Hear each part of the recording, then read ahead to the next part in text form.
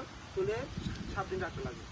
প্রত্যেক দিন সকালে একবার বিকালে একবার এখানে যে ঢাকা দিবেন হয়েছে এমন গামছা টামছা বা সুতির যে কাপড় থাকে এটা দিয়ে ঢাকা দিবেন।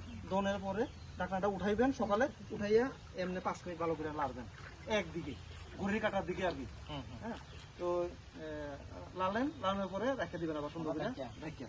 আবার বিকালে ঢাকনা খুলবেন, আবার 5 মিনিট লাড়বেন সুন্দর করে, ঠিক আছে? এবার রেখে দিবেন।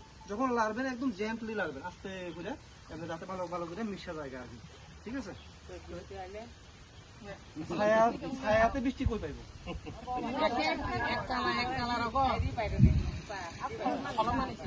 আমি প্রথমে বলছি যে ছায়াযুক্ত জায়গাতে, যেখানে মানে বৃষ্টি পড়তো না বা মানে অন্য কিছু ডিস্টার্ব করতো না, এমন জায়গাতে রেখে দেবেন, ঠিক আছে? রাখানোর পরে এটা যখন রেডি হয়ে যাবো, রেডি হওয়ার পরে আপনি এটাকে খেতে ব্যবহার করতে পারবেন। খেতে কেমনে ব্যবহার করবেন?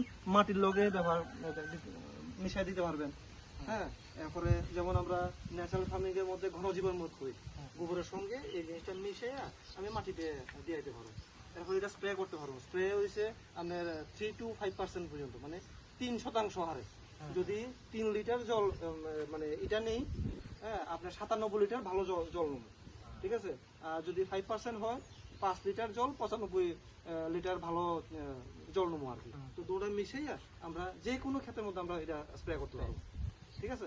এটা এক ধরনের জৈব উদ্দীপক হিসেবে কাজ করে, ঠিক আছে? মাটিরও ভালো করবো এবং